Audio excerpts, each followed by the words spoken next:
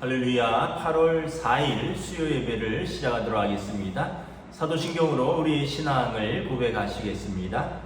나는 전능하신 아버지 하나님 천지의 창조주를 믿습니다. 나는 그의 유일하신 아들 우리 주 예수 그리스도를 믿습니다.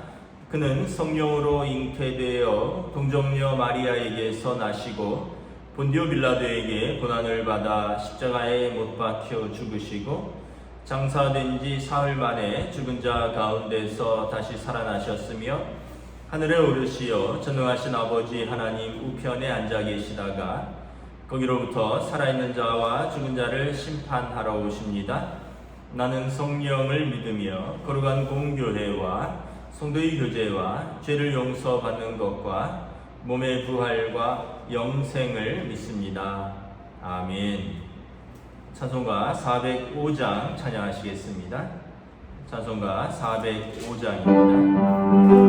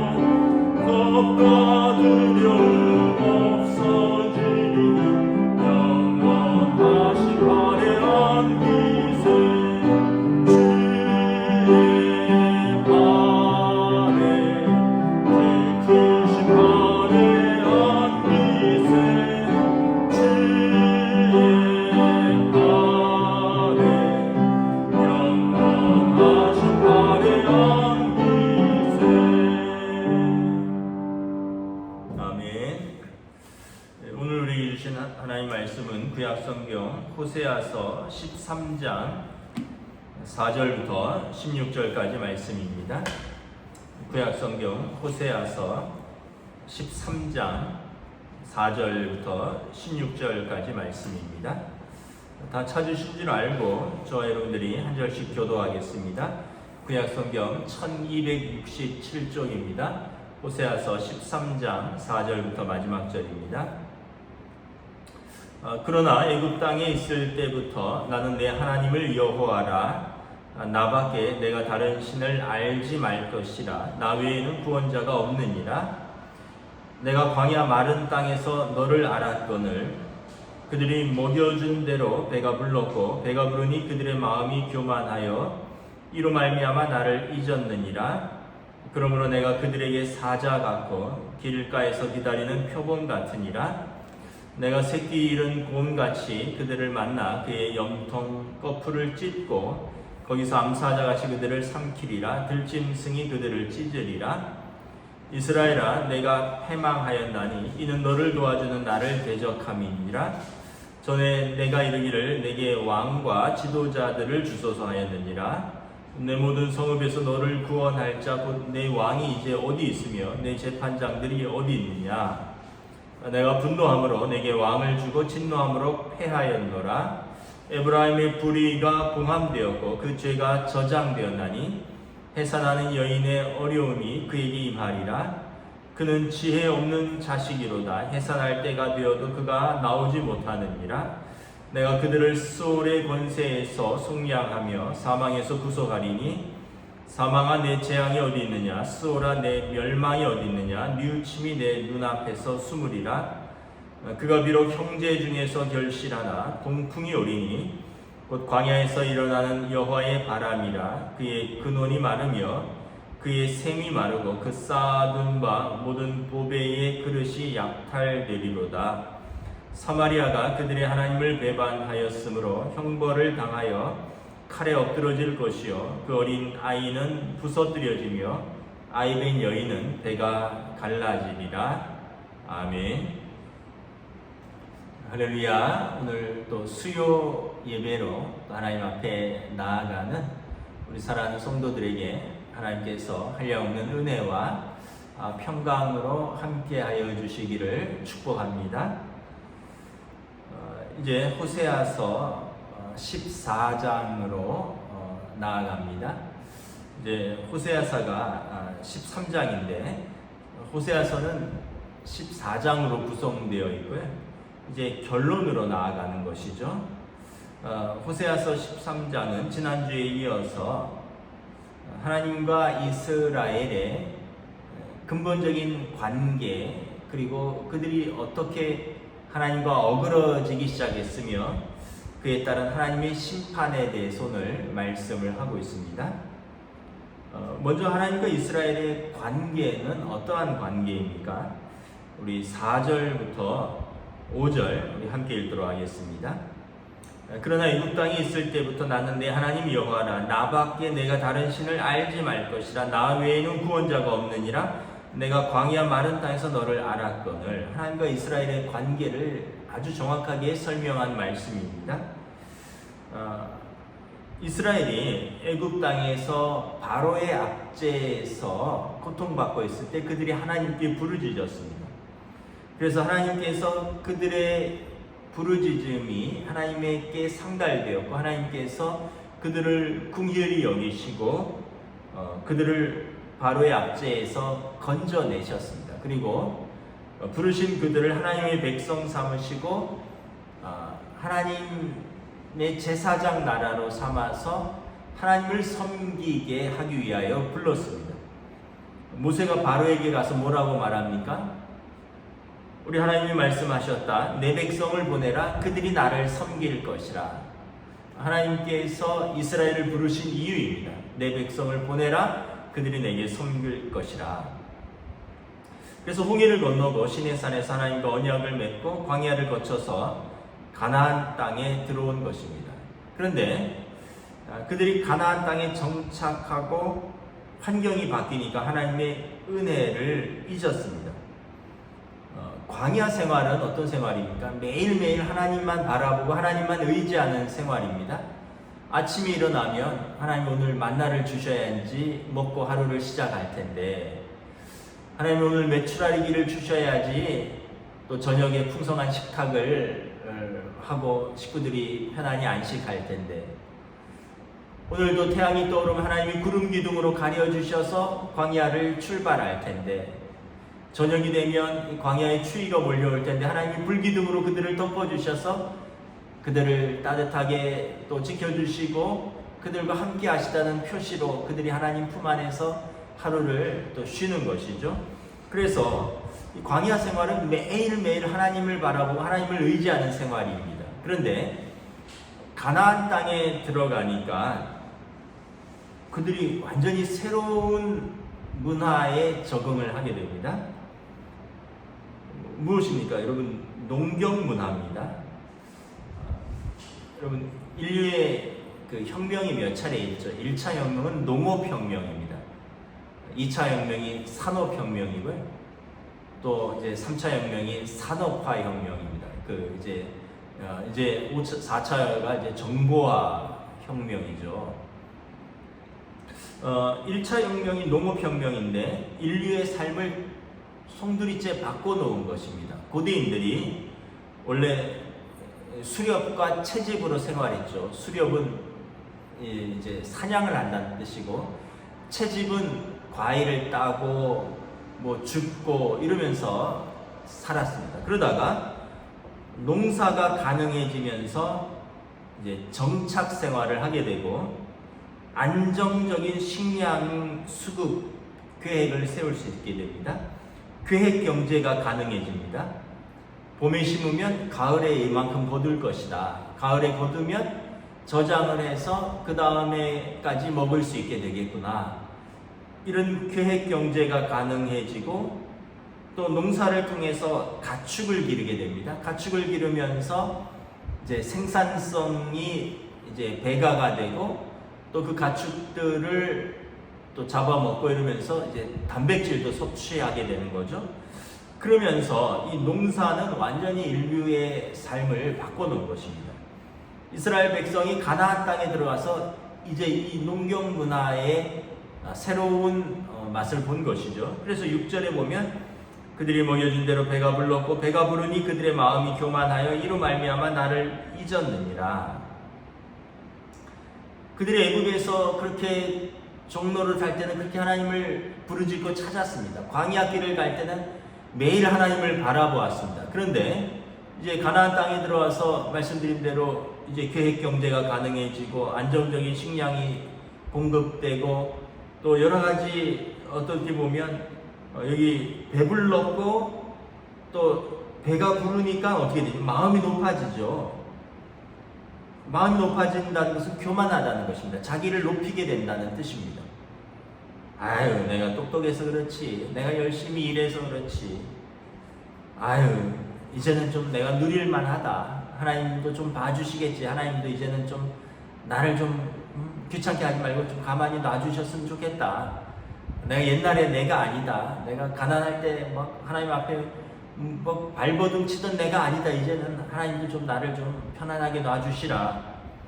그러면서 하나님의 백성으로서 하나님의 은혜도 부르심의 소명도 희미해집니다. 나아가서 하나님을 떠나는 사람들도 생기는 것이죠. 그러면 뭐가 시작된가요?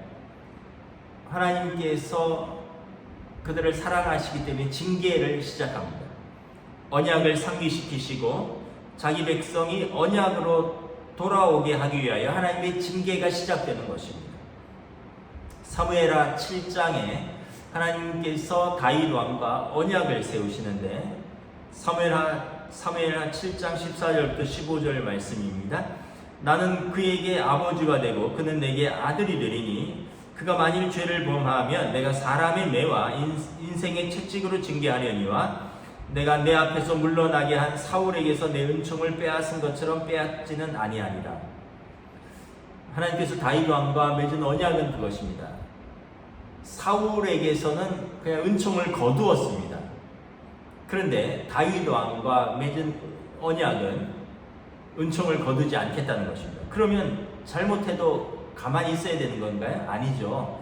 은총을 거두지 않는데 내가 죄를 범하면 사람의 매와 인생의 채찍으로 징계해서라도 자식이 아버지께 돌아오게 하겠다라는 것입니다. 이 은총을 거두지 않았기 때문에 징계가 있는 것입니다. 사랑하시기 때문에 징계를 하는 거죠. 여러분, 아무런 징계가 없다면 성경에 보면 사생하라. 여러분, 나랑 상관이 없으면 왜 우리가 자녀들에게 잔소리하고 때로는 징계할까요? 남의 아이에게 왜 싫은 얘기하고 왜 생활에 간섭을 합니까? 남의 아이인데 내 자식이기 때문에 사랑하기 때문에 때로는 잔소리도 하고요, 싫은 소리도 하고 징계도 하는 것이죠. 하나님께서 이스라엘과 상관이 없다면 그들이 어떻게 행하든지 하나님과 관계가 없을 텐데 하나님과 다윗이 언약을 맺은 것입니다. 나는 그들이 하나님이 되고 너희는 내 백성이 되리라. 그래서 너희가 내게 죄를 범하면 사람의 매와 인생 채찍으로 징계하겠어라도 그들을 돌이키게 하겠다. 7절부터 9절 공독하도록 하겠습니다. 그러므로 내가 그들에게 사자 같고 길가에서 기다리는 표범 같으리라. 내가 새끼 잃은 곰같이 그들을 만나 그의 염통 거풀을 찢고 거기서 암사자같이 그들을 삼키리라. 들짐승이 그들을 찢으리라. 이스라엘아, 내가 패망하였나니 이는 너를 도와주는 나를 대적함이니라. 하나님께서 이방이라는 나라들, 이방의 나라, 이웃 나라들, 사람 막대기와 인생 채찍을 들어서 이스라엘을 징계하시는 거죠. 이스라엘이 가나안 땅에 들어와서 가장 큰 실수는 뭐냐 하면 이제 배부르게 되면서 하나님을 멀리하게 되고 마음이 높아지면서 하나님의 은혜를 잊어버리고 세상을 벗삼고 하나님을 멀리하고 세상을 가까이 하는 것입니다. 여러분, 어떤 사람이 어리석은 사람인가요? 정말 자기를 위해주고 사랑해주는 사람은 쓴소리 한다고 멀리하고요. 자기를 이용하고 자기 인생에 전혀 도움이 되지 않는데 달콤한 이야기만 한다고 그 사람을 찾고 그 사람을 쫓아가는, 그리고 그 사람하고만 어울리는 사람입니다. 지금 이스라엘이 그러한 길이 있는 것입니다. 망하는 길인지 모르고 하나님을 멀리하고 호세아 선지자의 쓴소리는 듣기 싫고, 그리고 그들 가까이 있는 가나안 땅 사람들, 그리고 눈에 보이는 그 우상들을 섬기는 것입니다. 정말 하나님의 은혜를 잊어버렸고, 그리고 그들이 망하게 되는 그 길을 즐거워하는 것입니다.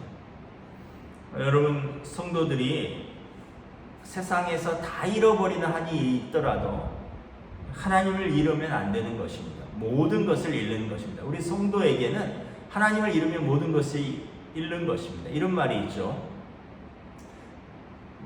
돈을 잃으면 조금 잃는 것이요, 명예를 잃으면 많이 잃는 것이요, 건강을 잃으면 다 잃는 것이다. 이런 말이 있습니다. 일리가 있습니다. 건강을 잃으면 돈을 벌 수도 없고 명예를 회복할 수도 없으니까. 근데 사람들은 거꾸로 생각하죠. 돈을 위해서라면 명예도 저버리고 건강을 잃더라도 돈만 벌면 된다 그러다가 나중에 이제 후회하는 것이죠. 그런데 저는 이렇게 말씀드리고 싶습니다. 돈을 잃는 것은 조금 잃는 것이요, 사람을 잃는 것은 많이 잃는 것이요, 건강을 잃는 것은 대부분을 잃는 것이요, 영생을 잃는 것은 모든 것을 다 잃는 것이다. 앞에 했던 거에 제가 하나를 더 붙인 것입니다. 사람들이 육신의 건강, 육신의 생명은 그렇게 귀히 여기면서 영혼의 건강, 영원한 생명을 얻는 것은 별로 귀히 여기지 않는다는 것입니다. 왜냐하면 근시 아니기 때문에 그렇습니다. 그냥 눈에 보이는 것이 전부이기 때문에 그렇습니다. 여러분, 마치 건강을 잃은 후에야 건강이 그렇게 소중했구나, 건강을 해야지 내가 일도 할 수 있고, 건강을 해야지 내가 사랑하는 사람들을 만날 수도 있고, 건강을 해야지 내가 좋아하는 것을 할 수도 있는데, 그러면서 이제 건강을 잃은 후에 건강이 중요한 걸 깨닫듯이 우리가 이 땅에서 정말 하나님 없는 사람처럼 살아가다가 그 심판대 앞에 섰을 때 정말 하나님이 계시고 살아계신 하나님 앞에서 우리가 그 심판대 앞에 섰을 때에 비로소 영혼의 중요성을 깨달으면 그때는 이미 늦는 것입니다. 성경에 보면 부자와 나사로 이야기가 나오잖아요. 나사로는 이 땅에서는 고난을 받아서 살았지만 아브라함의 품에 안겨 있고, 그 부자는 이 땅에서 호화롭게 살았지만 영혼의 때를 준비하지 않았습니다. 하나님이 부르셨을 때 그는 준비가 되지 않았고 그는 음부에 있었습니다. 많은 이 땅의 사람들이 오늘 그렇게 살고 있다는 것입니다. 그래서 심판대 앞에 서기 전에 그 백성으로 하여금 돌이키게 하기 위해서 하나님께서 고난을 주시는 것입니다. 고난을 통해서 신자는 일단 멈추는 것입니다. 브레이크 없는 삶을 살다가 고난을 통해서 멈추게 되는 것이죠. 그러면서 생각합니다. 자신을 돌아봅니다. 왜 이 고난이 내게 닥쳤는가? 내가 잘못한 것은 무엇일까? 혹시 내가 하나님의 말씀으로부터 멀어진 것은 무엇인가? 하나님의 말씀에 자신을 비추어 봅니다. 그리고 이 고난 속에서 하나님께서 나에게 깨닫게 하려고 하시는 것은 무엇일까? 그러면서 기도 가운데 회개하고 하나님의 뜻을 구합니다. 그러면서 다시 그 어긋났던 길을 바로 잡기 시작하는 것입니다. 이제 어제부터 월요일부터 사사기가 시작되었는데 새벽 기도에 사사기의 주제가 이것입니다. 이스라엘의 타락, 영적이고 도덕적인 타락, 하나님의 징계인데 이 징계는 이웃 나라를 통한 핍박입니다. 그러면 이스라엘이 부르짖습니다. 고통을 부르짖고 하나님 앞에 회개합니다. 그럼 하나님께서 사사를 세우셔서 하나님이 그 백성을 또 구원하십니다. 그럼 이제 또 평안해지면 또 배불러지면 또 이스라엘이 영적으로 도덕적으로 타락합니다. 이게 계속 반복되는 것이 이제 사사기입니다. 우리 인생 같은 것이죠. 이스라엘이 그렇다는 것입니다. 하나님이 그들을 부르신 이유, 하나님이 그들을 구원하신 이유를 그들이 배가 부르고 마음이 높아져서 잃어버렸다는 것입니다. 자, 이스라엘의 또 다른 죄는 무엇입니까? 10절, 11절 함께 읽도록 하겠습니다. 전에 내가 이르기를 내게 왕과 지도자들을 주소서 하였느니라. 내 모든 성읍에서 너를 구원할 자 곧 내 왕이 이제 어디 있으며 내 재판장들이 어디 있느냐. 내가 분노함으로 내게 왕을 주고 진노함으로 패하였느니라. 이스라엘이 인간의 제도인 왕을 구한 것입니다. 왕을 구한 것이 잘못된 것은 아닌데, 왜냐하면 그들에게 만왕의 왕이신 하나님이 있는데 그들이 하나님을 섬기기보다는 인간적인 왕의 제도를 구한 것입니다. 이스라엘 백성이 가나안 땅에 정착하고 보니까 가나안 주민들과 자기들과 크게 차이 나는 세 가지를 발견했습니다. 하나는 이미 말씀드린 대로 농경 문화입니다. 이스라엘은 유목 문화인데 가나안 땅 사람들은 농경 문화입니다. 훨씬 선진 문화이죠. 두 번째는 가나안 사람들은 우상을 만들어서 보이는 우상을 절하고 섬겼습니다. 근데 이스라엘은 하나님의 우상을 어떠한 형상이든지 어떠한 모양이든지 하나님의 형상을 만들지 말라 그랬거든요. 눈에 보이지 않으니까 뭔가 불안하고 뭔가 초조한 것이죠. 그래서 가나안 사람들처럼 우상을 또 만들었습니다. 하나님의 형상을. 세 번째는 그 민족에게는 각 부족에게 다 왕이 있는 겁니다. 이스라엘에게는 왕이 없었죠. 하나님이 그들의 왕이시고, 아까 말씀드렸듯이 이스라엘에게 어려움이 생기시면 하나님께서 그때마다 사사를 지도자로 세워서 이스라엘을 구원하셨습니다. 사사는 영어로 저지, 한자로 판관이죠. 재판관. 그런데 이스라엘의 행정적이고 군사적이고 영적인 지도자들을 세운 것입니다. 그 새벽기도에 지금 사사기를 하고 있는데 12명의 사사들이 나오는 거죠. 그때 하나님께서 그 시대에 필요한 하나님의 사람들을 부르신 것입니다. 그런데 사무엘상 8장에 보면 이스라엘이 사무엘에게 마지막 사사이고 마지막 선지자인 이스라엘의 마지막 사사인 사무엘에게 왕을 요구합니다. 사무엘상 8장 4절부터 8절 말씀 제가 읽어드리겠습니다. 이스라엘의 모든 장로가 모여 라마에 있는 사무엘에게 나아가서 그에게 이르되 보소서 당신은 늙고 당신의 아들들은 당신의 행위를 따르지 아니하니 우리에게 왕을 세워 우리를 다스리게 하소서 한지라. 사무엘이 슬펐어요.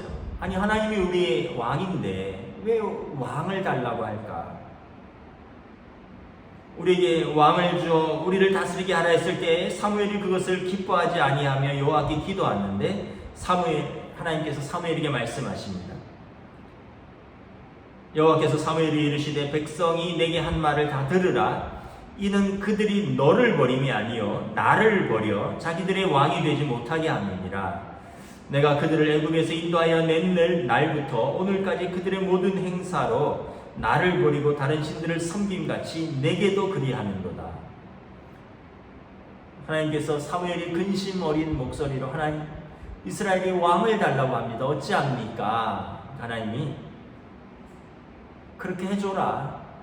사무엘 너를 버린 것이 아니라 아까 사무엘을 비난했잖아요. 당신의 아들들은 당신같이 못하니 당신이 죽은 후에 우리가 누구를 의지하고 누가 우리를 이끕니까? 우리에게 왕을 주소서. 너를 버린 것이 아니라 사실은 그들이 나를 버린 것이라.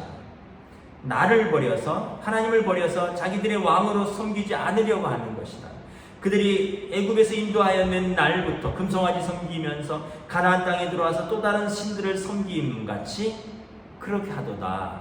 하나님이 매우 섭섭하셨습니다. 그럼에도 불구하고 계속해서 이스라엘이 그렇게 간청하니까 왕을 주셨어요.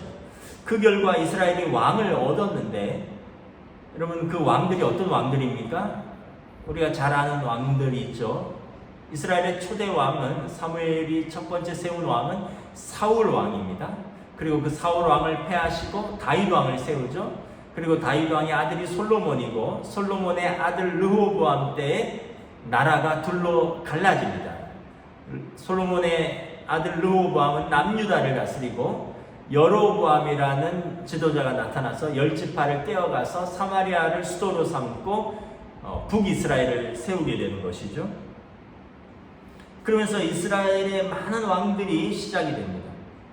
여러분, 이스라엘의 왕정이 시작되고 역사적으로 우리가 역대기 상하, 열왕기 상하를 보면 이스라엘의 그 왕조 실록입니다. 이스라엘의 왕정이 시작되고 역사적으로 하나님을 경외하고 백성을 사랑하여 잘 다스린 왕이, 훌륭한 왕이 얼마나 많았습니까? 아니면 우상을 섬기고 백성을 압제하고 어려움을 빠뜨리는 악한 왕이 많았습니다. 물론 훌륭한 왕도 있었죠. 다윗 왕이라든가, 또 한때는 훌륭했지만 타락한 솔로몬 왕이라든가, 또 요시아라든가 종교개혁을 이끌었던 뭐 이런 훌륭한 왕들도 많았지만, 여러분 대부분의 왕들은 다 자기 권위로 백성을 압제하고 또 그들의 조상을 따라서, 그 땅의 문화를 따라서 우상을 섬기고 우상을 섬기는 것을 허락하고, 그러면서 이스라엘을 패망으로 이끌었습니다. 훌륭한 왕들이 있었다면 왜 지금 이스라엘이 망하게 되었습니까? 그래서 10절에 보면 하나님께서 너희가 나에게 왕을 구했는데, 그래 내 모든 성읍에서 너를 구원할 자, 내 왕은 어디 있으며 내 재판장들이 어디 있느냐? 그들이 왕과 방백을 구했는데 11절에 내가 분노함으로 내게 왕을 주고 진노함으로 패하였노라. 하나님께서 사무엘에게 말씀하신 것처럼 왕을 줄 때 기쁨으로 주지 않았습니다. 이스라엘이 하도 달라 하니까 하나님께서 떼쓰는 이스라엘에게 어쩔 수 없이 주었는데, 근데 그 왕들도 잘못하고 백성들도 잘못하니까 하나님이 진노하심으로 그 왕과 그 백성을 패하는 것입니다. 이제 하나님의 심판이 시작되는 것이죠. 12절, 13절 함께 읽도록 하겠습니다. 에브라임의 불의가 봉함되었고 그 죄가 저장되었나니 해산하는 여인의 어려움이 그에게 임하리라. 그는 지혜 없는 자식이로다. 해산할 때가 되어도 그가 나오지 못하느니라. 이스라엘의 불의가 봉함되었고 죄가 저장되었다는 것입니다. 지금 일시적으로 막아두었는데 가득 찬 거죠. 13절에 임신한 여인이 때가 되면 해산하듯이 봉함된 불의와 저장된 죄가 한꺼번에 터져 나오는 것입니다. 그래서 해산한 자녀를 기대했는데 지혜 없는 자식이라는 거죠. 기쁨이 되지 못하는 것입니다. 이게 왕을 기대했고 그 왕과 함께 하나님을 멀리한 백성의 최후인 것입니다. 호세아 선지자는 이 상황에서도 회개하면 살 길이 열린다라고 약속합니다. 14절 함께 있습니다. 내가 그들을 스올의 권세에서 속량하며 사망에서 구속하리니 사망아 내 재앙이 어디 있느냐, 스올아 내 멸망이 어디 있느냐, 뉘우침이 내 눈앞에서 숨으리라. 죄가 만삭이 되어서 터질 지경에 이르렀더라도 회개하기만 하면 다시 살 수 있다라고 선지자는 선포합니다. 구원의 하나님께서 음부의 권세에서 속량하시고 사망의 재앙에서 건져내실 것이다 라고 약속을 합니다. 이 오늘 본문 14절, 사망아 내 재앙이 어디 있느냐, 스올아 내 멸망이 어디 있느냐, 이걸 바울 사도가 고린도전서 15장 부활장에서 차용해서 썼습니다. 사망아 너의 승리가 어디 있느냐, 사망아 내가 쏘는 것이 어디 있느냐, 사망이 쏘는 것은 죄요 죄의 권능은 율법이라. 우리 주 예수 그리스도로 말미암아 우리에게 승리를 주시는 하나님께 감사하노니. 죄인이지만 예수 그리스도를 통하여 하나님께 나오는 성도는 죄가 더 이상 지배하지 못하며 사망의 권세가 더 이상 어찌하지 못한다는 것을 바울 사도가 예수 그리스도의 이름으로 선포하는 것입니다. 그리스도께서 죄와 사망의 권세를 이기시고 부활하셨기 때문에 그런 것입니다. 그러므로 진정으로 회개하는 자, 예수 그리스도를 하나님의 아들로 영접하는 자는 살 길을 얻는 것입니다. 호세아 선지자가 이것을 선택하는 것입니다. 죄가 봉함되었고 그리고 그 죄가 저장되었으나 그들이 회개한다면 하나님께서 그들을 사망에서 스올의 재앙으로부터 건질 것이다. 그러나 이스라엘이 무엇을 선택했습니까? 호세아의 간곡한 호소를 무시하고 불의를 선택했고 우상을 선택했고 동맹국들을 의지하면서 하나님을 저버렸습니다. 그리고 그 결과는 참혹하게 다가옵니다. 15절 16절 봉독하겠습니다. 그가 비록 형제 중에서 결실하나 동풍이 오리니 곧 광야에서 일어나는 여호와의 바람이라. 그의 근원이 마르며 그의 샘이 마르고 그 쌓아둔 바 모든 보배 위의 그릇이 약탈되리로다. 사마리아가 그들의 하나님을 배반하였으므로 형벌을 당하여 칼에 엎드러질 것이요 그 어린아이는 부서뜨려지며 아이백 여인은 배가 갈라지리라. 동풍이 오리라. 동쪽에서부터 바람이 일어나는 것입니다. 이것은 동쪽으로부터 부는 바람은 아수르의 침공을 말하는 것입니다. 이 전쟁이 얼마나 참혹한지 그들이 아끼는 모든 보물은 약탈되었고 예루살렘 성벽은 무너지고 성전은 불에 탔으며 젊은이들은 생명을 잃었고 그들이 사랑하는 부녀들은 전쟁에서 참혹하게 수치를 당합니다. 어린아이는 부서뜨려지고 아이백 여인은 그 배가 갈라지리라. 얼마나 전쟁의 참혹함 그리고 심판의 참혹함을 말하는 것입니다. 말씀을 마치겠습니다. 호세아 선지자가 말하는 것이 무엇입니까? 이스라엘은 하나님이 건져낸 백성이요 이스라엘은 하나님과 친히 언약을 맺은 백성이라는 것입니다. 그래서 하나님의 능력과 은혜로 사는 백성입니다. 이스라엘은 가나안 땅과 사는 사람들과 존재의 원리 자체가 다른 사람들입니다. 그런데 이 언약 관계를 잊어버릴 때 이스라엘은 구별됨도 없고 거룩함도 없는 하나님과 아무런 관계가 없는 백성이 되고 마는 것입니다. 이스라엘의 언약을 깨뜨리고 거듭된 경고에도 돌아오지 않는다면 이스라엘에게서 하나님의 임재와 영광이 떠나고 심판이 닥치는 것입니다. 여러분, 우리 인생은 선택의 연속입니다. 어떤 선택을 하느냐에 따라서 우리 인생이 달라집니다. 고린도전서 15장 사도 바울의 부활장의 마지막 말씀을 기억합시다. 그러므로 내 사랑하는 형제들아 견실하며 흔들리지 말고 항상 주의 일에 더욱 힘쓰는 자들이 되라. 이는 너희 수고가 주 안에서 헛되지 않은 줄 알미라.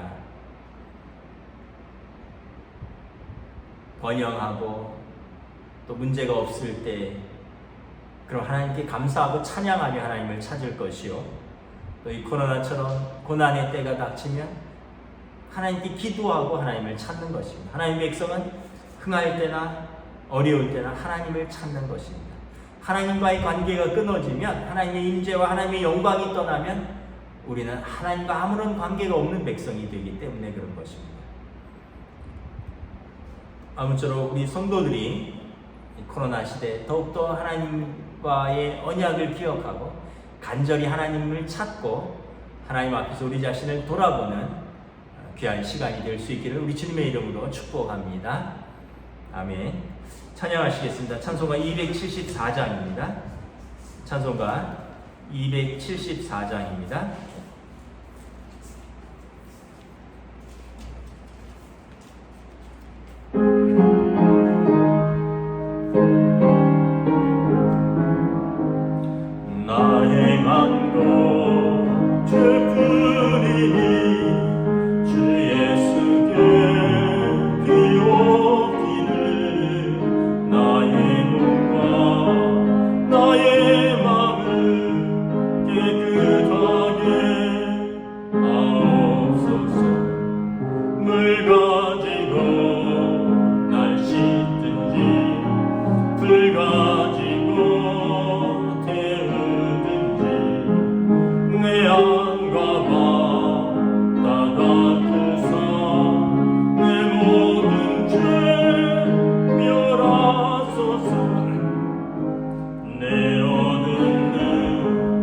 밝히시니 참 기쁘고 고마우나 그보다도 원하오니 정결한 마음 주옵소서.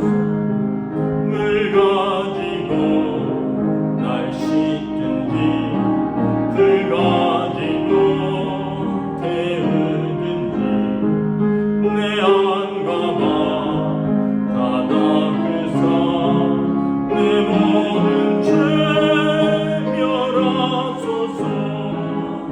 정결한 마 그 속에서 신령한 빛이오니 이러한 마 나 얻으며 눈까지도 밝으리라. 물 가지고 날 씻든지 불 가지고 태우든지 내 안과 마 다 닦으사 내 모든 죄 멸하소서. 못된 행실 다 고치고 악한 생각 다 버려도 주 앞에서 정결하고 자랑치는 못하리라. 물 가지고 날 씻든지 불 가지고 태우든지 내 안과 마 다 닦으사 내 모든 죄 멸하소서. 아멘. 기도하겠습니다. 먼저 우리 말씀을 붙들고 함께 기도하겠습니다. 이스라엘의 죄는 그들이 가나안 땅에서 번영하고 배부르면서 마음이 높아지고 하나님을 잊은 것입니다. 오늘 우리들도 너무 부유해지고 너무 바쁘고 분주해지고 그래서 마음이 높아지고 교만해져서 하나님의 은혜를 잊고 사는 것은 아닌지, 범사에 하나님을 찾고 의지하며 은혜의 보좌 앞으로 나아가기를 원합니다. 좋으신 아버지, 우리에게 성령님 우리를 인도하여 주시옵소서. 우리 함께 기도하며 나아가겠습니다. 하나님 은혜를 주의 백성들을 이 땅 가운데 하나님 주신 은혜, 우리가 은혜로 평안 번영을 누리고 있습니다.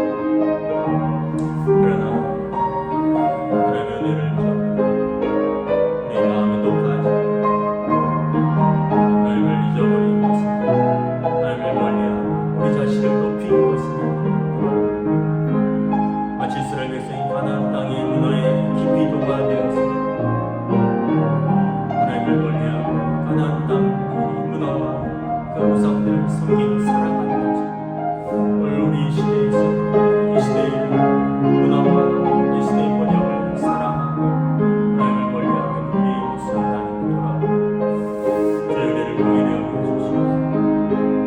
우리가 하나님의 징계가 있기 전에 먼저 돌이키고 하나님 앞에서 우리가 돌아서서 은혜를 허락하여 주시옵소서. 이 시간 우리가 또 우리 성도들, 연로하신 성도들과 환우들을 위한 중보 기도를 하도록 하겠습니다. 우리 강철종 집사님, 김진주 권사님, 김금묵 권사님, 진옥자 권사님, 김옥자 권사님, 장화식 집사님, 우리 고령의 노안이시고 가정에서 계십니다. 우리 최경섭 집사님 계속해서 항암 치료 중에 있는데 좀 걸으시는데 어려움이 있다라고 합니다. 홍정채 집사님 무릎 수술 후에 퇴원하고 지금 출근 중인데 인공관절 수술을 했기 때문에 아직 이제 완전히 적응하는 데는 좀 시간이 걸릴 것 같습니다. 이제 일하시는데 일상생활하는데 어려움이 없도록 우리 집사님을 하나님 은혜 베풀어 주시옵소서. 기도를 부탁드립니다. 김춘식 권사님 신장 이식 수술을 하고 3년이 지났는데 자꾸 여러 가지 면역력이 저하되고 염증이 생겨서 자주 검사를 받습니다. 8월 달에도 3번이나 병원 가서 검사를 받아야 된다고 합니다. 우리 김춘식 권사님을 위해서 기도를 부탁드립니다. 우리 김경태 집사님, 남궁이남 집사님 거동이 불편하시고 또 우리가 안윤상 집사님 요양원에 요양 중이신데 우리 집사님들을 위해서 기도를 부탁드립니다. 우리 사영희 원사님은 둘째 아들이 수술했는데 식사를 잘 못한다라고 합니다. 아마 또 여러 가지 약을 복용하고 또 무더위에 또 지병도 있고 하다 보니까 좀 식사를 잘 못하고 그러니까 좀 회복이 더딘 것 같습니다. 우리 사영희 권사님 둘째 아들을 위해서 또 병간호하는 권사님을 위해서 기도를 부탁드립니다. 우리 공정화 권사님도 연로하신 어머니가 좀 낙상하셔서 요양병원에 계신데 걸음걸이가 많이 불편하신가 봅니다. 워낙 연로하시고 또 낙상한 후유증도 있고 요양원에 계신 어머니를 위해서 기도를 부탁드립니다. 또 뭐 50견에 또 어깨 회전근개가 아파서 치료 중인 우리 성도들도 계십니다. 또 본격적인 백신 접종이 시작됩니다. 우리 뭐 60대 이상은 다 한 번씩 맞으셨고 이제 50대 또 그 이하로 또 이제 예약을 받고 시작 중이십니다. 저도 오늘 오후에 백신 2차 접종 예정입니다. 또 저를 위해서도 기도를 부탁드립니다. 우리 박광준 장로님 중국 장기 출장인데 9월 초에 귀국할 예정이라고 합니다. 건강하게 또 그 출장의 여정을 인도하여 주시옵소서. 우리 이 시간 우리 성도들과 환우들을 위해서 함께 충고하며 기도하겠습니다. 하나님 은혜를 감사합니다. 우리 함께 모여서 예배드리지는 못하지만 우리 얼굴과 얼굴을 만나보지는 못하지만 우리가 기도로 연결되어 있고 영적인 가족으로서 우리가 기도할 때마다 예배할 때마다 서로를 기억하며 서로의 연약함과 또 하나님 앞에서의 환우들을 또 하나님께 의탁하며 기도합니다. 연로하신 성도들이 있습니다. 투병적인 성도들이 있습니다. 치료 중에 있는 가족들이 있습니다. 한 분 한 분을 기록하여 주시옵소서. 주님의 은혜의 손길, 치유의 손길, 능력의 손길로 함께하여 주시옵소서. 우리의 모든 연약함을 십자가에서 능히 담당하시고 우리를 강건케 하시며 하나님의 자녀로서 세우시기 원하는 하나님의 아버지의 은혜와 예수 그리스도의 그 은혜와 사랑 저희들을 덮어주시옵소서. 저희들의 삶을 붙들어 주시옵소서. 주여 긍휼히 여겨주시고 사랑하는 성도들의 기도가 하나님 앞에서 선하게 응답받는 시간 되게 하여 주시옵소서. 주여 긍휼히 여겨주시고 은혜 베풀어 주시옵소서.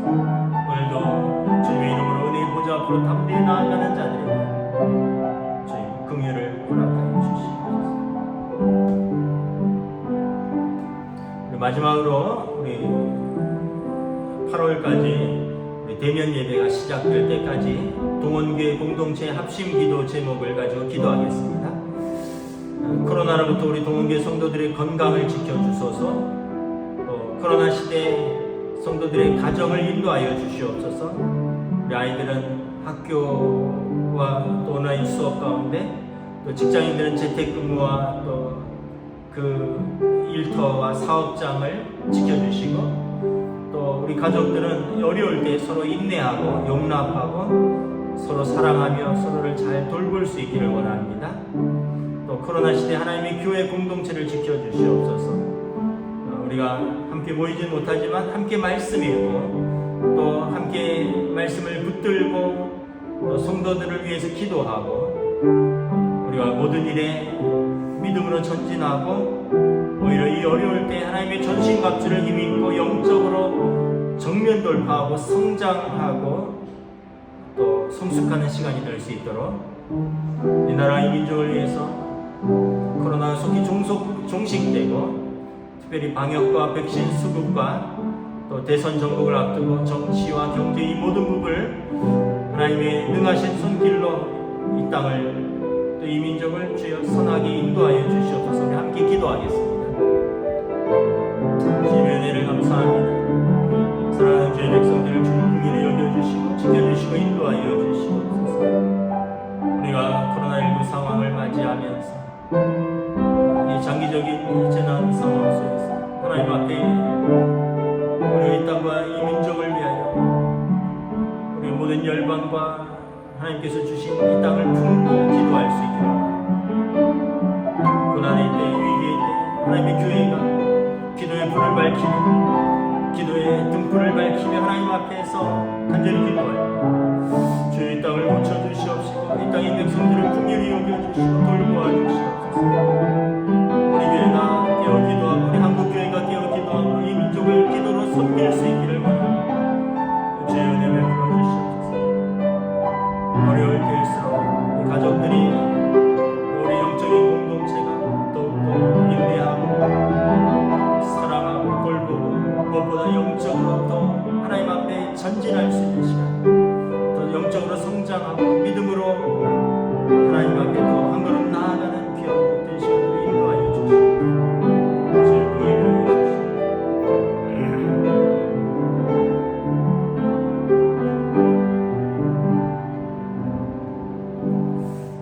하나님 은혜를 감사합니다. 수요 예배로 하나님께 나아갑니다.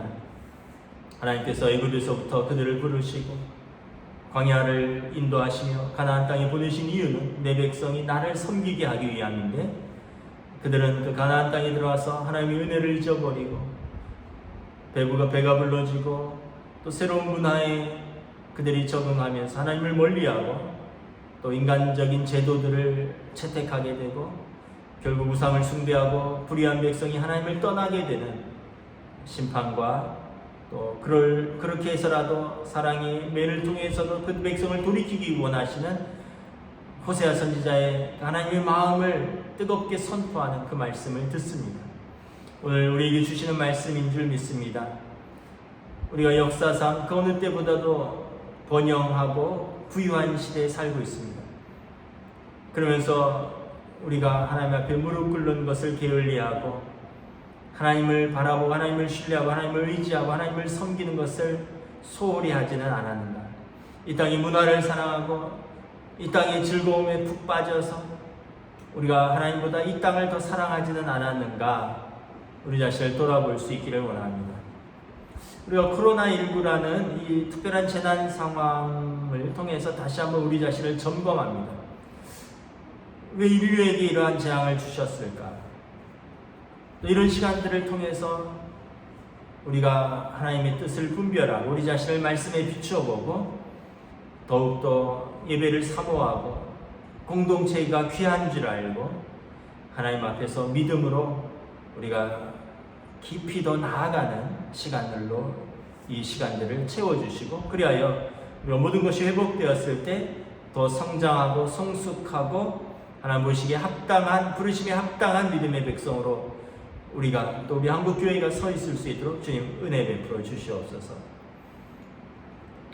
또 우리가 수요마다 수요일마다 또 우리 연로하신 성도들과 환우들을 위하여 함께 기도합니다. 하나님 앞에 우리 성도들을 올려드립니다. 두세 사람이 내 이름으로 모인 곳에 내가 너희와 함께하리라 주님의 약속을 붙들고 또한 교회에 주신 권세 너희가 땅에서 매면 하늘에서도 매일 것이요 너희가 땅에서 풀면 하늘에서도 풀리라. 교회에 주신 이 기도의 권세를 가지고 우리가 하나님 앞에 우리의 모든 연약한 자들을 올려드리고 하나님의 도우심과 치료하심 긍휼히 여기심과 하나님의 은혜를 간구합니다. 주여 환우 중에 또 연로하신 성도들을 주님 붙들어 주시고 치유케 하여 주시고 그들을 위로하여 주시고 천국의 소망을 가지고 믿음으로 나아갈 수 있도록 주님 함께하여 주시옵소서. 이 코로나19 상황 속에서 이 땅의 교회들 하나님의 백성들이 깨어서 기도할 때 주여 주의 백성들의 기도를 들으시고 이 땅을 긍휼히 여기시고 질병을 꾸짖어 주시고 이 땅을 회복시켜 주시옵소서. 속히 코로나19가 종식되어 이 땅과 이 백성들, 온 열방과 온 땅이 일상으로 돌아가고 기뻐하며 하나님 앞에서 살아갈 수 있는 그날을 속히 고대합니다. 주여 긍휼히 여겨주시고 주여 은혜 베풀어 주시옵소서. 우리 성도들은 하나님 앞에서 기도하기를 쉬지 아니하며 또한 말씀으로 하나님과 우리의 관계 그 언약을 귀히 붙들고 나아가는 시간으로 인도하여 주시옵소서. 감사를 드리오며 우리 주 예수 그리스도의 이름으로 기도드리옵나이다. 아멘. 이제는 우리 주 예수 그리스도의 은혜와 하나님 아버지의 사랑하심과 성령님의 역사하심, 교통하심, 교제 인도하심이 오늘 수요 예배, 또 하나님 앞에 예배로, 또 공동체의 기도로, 또 하나님 앞에서 우리 자신이 그 부르심에 합당하게 살기로 다짐하는 사랑하는 우리 모든 성도들 위해, 가정 위해, 하나님의 교회 위해, 코로나19로 고통받고 있는 이 땅과 이 백성들 위해 지금으로부터 영원토록 함께 계시기를 간절히 축원하옵나이다. 아멘.